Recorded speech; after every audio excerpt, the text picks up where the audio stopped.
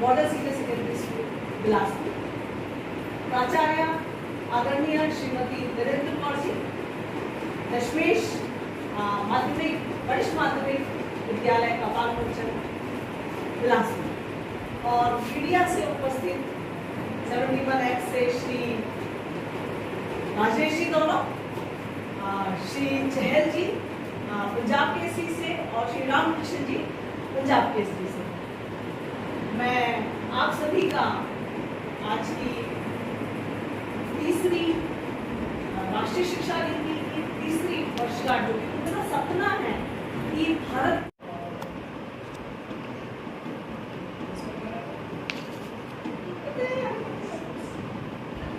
और ये हमारे टीचर ने ही सारा टाइप किया है,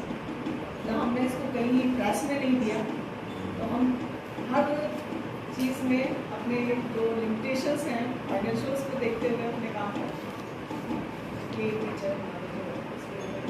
हाउस में पिछले साल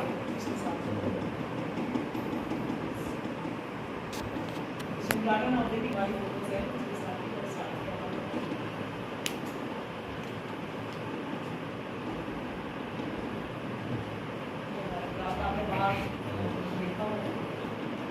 प्रेस कॉन्फ्रेंस है। मैं बताना चाहूँगी कि पूरे भारतवर्ष में के हर जिले में ये आयोजित की जा रही है केंद्रीय विद्यालय संगठन के द्वारा, जहाँ केंद्रीय विद्यालय के प्राचार्य उसको होस्ट कर रहे हैं। जहाँ जहाँ केंद्रीय विद्यालय नहीं है वहाँ JNV इसको कर रहा है, जवाहर नवोदय विद्यालय, और कहीं कहीं जो रीजनल ऑफिस है, जहाँ जहाँ रीजनल ऑफिस है वहाँ रीजनल ऑफिस कर रहा है हमारा, और पंचकुला जो है आपका वहाँ जो CBSE का ऑफिस है वहाँ पर वो इसको आयोजित कर रहा है। इसका उद्देश्य है कि जो NEP जो राष्ट्रीय शिक्षा नीति है, जिसका 29 जुलाई को तीसरा वर्ष पूरा होने जा रहा है, तो जो हमारे प्रधानमंत्री नरेंद्र मोदी जी इसके संबंध में एक पूरा कार्यक्रम वहाँ पे आयोजित कर रहे हैं, और उससे पहले हम सभी लोग इसका प्रेस कॉन्फ्रेंस कर रहे हैं, जिसका उद्देश्य ये है कि जो राष्ट्रीय शिक्षा नीति में क्या प्रमुख बातें हैं उसके बारे में सबको जागरूक किया जा सके, और दूसरा ये कि क्या क्या चीज़ें हम लोग कर रहे हैं ऑलरेडी उसके बारे में बताया जा सके। केंद्रीय विद्यालय संगठन क्या क्या इस दिशा में आगे बढ़ रहा है। तो जैसे केंद्रीय विद्यालय संगठन अभी बात की कि जो आयु सीमा है, NEP ने कहा कि 6 साल एक बच्चे की आयु होनी चाहिए, क्योंकि जो बच्चे का डेवलपमेंट है वो 80% तक 6 साल तक हो जाता है। तो उससे पहले 3 साल की, इसीलिए बाल वाटिका का प्रस्ताव है नेशनल एजुकेशन पॉलिसी में, तो वो 3 साल कई विद्यालयों, जैसे मैंने बताया कि 435 विद्यालयों में इस साल शुरू किया गया है +5 वाले बच्चों के लिए बाल वाटिका, और पिछले साल शुरू की गई थी 49 स्कूलों में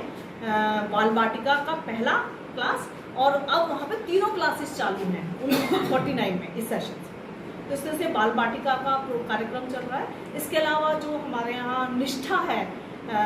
तो निष्ठा के द्वारा सभी टीचर्स को इसके नई जो शिक्षा नीति है तो उसमें जो प्रशिक्षण है टीचर्स को वो दिया जा रहा है निष्ठा मॉड्यूल्स के थ्रू। और इसके अलावा दीक्षा ऐप के माध्यम से टीचर्स को प्रशिक्षित किया जा रहा है। साथ साथ उनको पाठ्यचर्या पूरी उनको लेसन प्लान्स उपलब्ध कराए जा रहे हैं ताकि उनके माध्यम से उनको वीडियो मतलब रिसोर्स जितना भी मटेरियल है वो उनको उपलब्ध कराया जा रहा है टीचर्स को। दीक्षा पोर्टल पे कोई भी जाके उसको देख सकता है। इसके अलावा जो PM ई-विद्या चैनल्स है, मुझे लगता है इसकी सबसे ज़्यादा पब्लिसिटी करने की ज़रूरत है क्योंकि ये चैनल्स सभी दूरदर्शन के सभी उस चैनल्स उपलब्ध हैं दूरदर्शन पर और हर क्लास के लिए उपलब्ध है। क्लास 1 के लिए अलग है, 2 के लिए अलग है, 3 के लिए अलग है, तो 12 तक ये चैनल्स उपलब्ध हैं। हायर एजुकेशन के लिए भी हैं पर हम क्योंकि विद्यालय की बात करें तो 1 to 12 ये चैनल्स उपलब्ध हैं। और मुझे लगता है हर पेरेंट जो कहीं भी लगता है कि वो अपने बच्चों के लिए अलग से कोई संसाधन उपलब्ध नहीं करा सकता वो इसको देख सकते हैं। और हमें पता है कि जो दूरदर्शन है तो उसके लिए तो केवल एक बार डिश लगा दो तो उसके बाद महीने के बाद पैसे भी नहीं देने होते। तो हम इस चीज़ के बारे में पेरेंट्स को जागरूक कर सकते हैं। इसके अलावा विद्यांजलि एक पोर्टल चल रहा है जिसके थ्रू जो लोग जुड़ सकते हैं और जहाँ जहाँ रिसोर्सेज की जिस रूप में भी रिसोर्सेज की आवश्यकता है वहाँ वो विद्यालय में जाके रिसोर्सेज उपलब्ध करा सकते हैं। जैसे मान लीजिए कैरियर काउंसलिंग कर सकते हैं या इसी तरह की चीज़ें की जा सकती हैं। इसके अलावा जो केंद्रीय विद्यालय में जो सबसे बड़ा जो है FLN का कार्यक्रम निपुण भारत का कार्यक्रम चल रहा है जिसमें लर्निंग आउटकम्स को निश्चित किया गया है और लर्निंग आउटकम्स को PIMS पोर्टल पे हमें 3 बार, एक बार जब एंट्री लेवल है बच्चे की, फिर सेकंड टाइम पे, फिर थर्ड टाइम पे हमें बच्चे की वो उसमें PIMS पोर्टल पे हमें वो एंट्रीज करनी है ताकि बच्चे की हम प्रोग्रेस को ट्रैक कर सकें कि बच्चा कितना जो उसके TLOs थे उसने कितने अचीव किए हैं और जो बच्चे कहीं पीछे रह गए तो उनको हम फिर से बच्चों को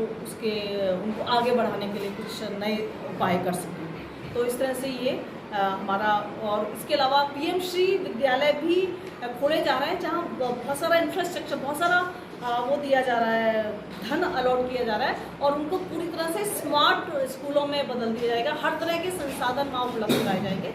और तीसरी बात जो केंद्रीय विद्यालय है और जहाँ पे स्थायी भवन है, परमानेंट बिल्डिंग्स हैं, वहाँ पर सभी तरह की प्रयोगशालाएं चारों, computer labs, SUW room, art room, हर तरह के रूम्स और खेल के मैदान और हर तरह की सुविधाएं उपलब्ध हैं।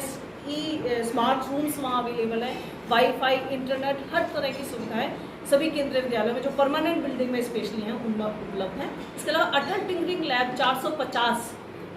ऑलरेडी शुरू की जा चुकी है केंद्रीय विद्यालय में जिसमें बच्चे इनोवेट कर सकते हैं। साइंटिफिक टेम्पर को बढ़ाने के लिए इसमें कार्य किया जा रहा है। तो इस तरह से केंद्रीय विद्यालय संगठन PTMs के थ्रू पेरेंट्स से जुड़ना और PTA पेरेंट टीचर एसोसिएशन जो NEP की एक खास बात है पर केंद्रीय विद्यालयों में इसको ऑलरेडी पहले से ही इन सब चीज़ों को किया जा रहा है और हर महीने हम लोग PTM का आयोजन करते हैं ताकि पेरेंट्स से हम ट्रैक कर सकें और कम्युनिटी को भी हम अपने इसका शिक्षण अधिगम का एक वो बना सकें ताकि पेरेंट्स भी कंट्रीब्यूट कर सकें बच्चों की पढ़ाई में। एडमिशन की प्रक्रिया क्या रहती है स्कूल में? एडमिशन की प्रक्रिया की जहाँ तक है क्लास 1 की टोटली ऑनलाइन है और इसके लिए एज चाहिए 31 मार्च को 6 साल।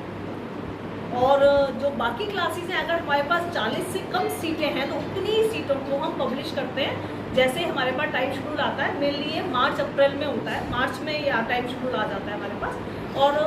जो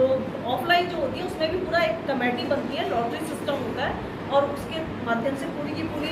लिस्टें हम तैयार करते हैं। जितने बच्चों ने भी एनरोल किया है, मान लीजिए 200 ने एनरोल किया तो 200 की टोटल लिस्ट बनाएंगे हम लोग और फिर उसके माध्यम से जो भी हमारा क्राइटेरिया 5 कैटेगरीज हैं हमारी। कैटेगरी 1 जिसमें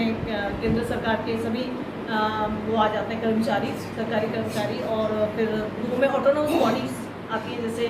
नेशनल बैंक्स वगैरह और 3rd में हमारे स्टेट गवर्नमेंट के सरकारी कर्मचारी आ जाते हैं और 4th में स्टेट गवर्नमेंट के ऑटोनोमस बॉडीज जैसे बिजली विभाग वगैरह वो आते हैं और बाकी में जो सीटें बचती हैं वो कैटेगरी 5 को चली जाती हैं। और कैटेगरी 5 में कुछ जो कोटे वाले हैं वो लोग भी इसमें कैटेगरी 5 के माध्यम से आ जाते हैं जहाँ जहाँ सीटें कोटे की उपलब्ध हैं।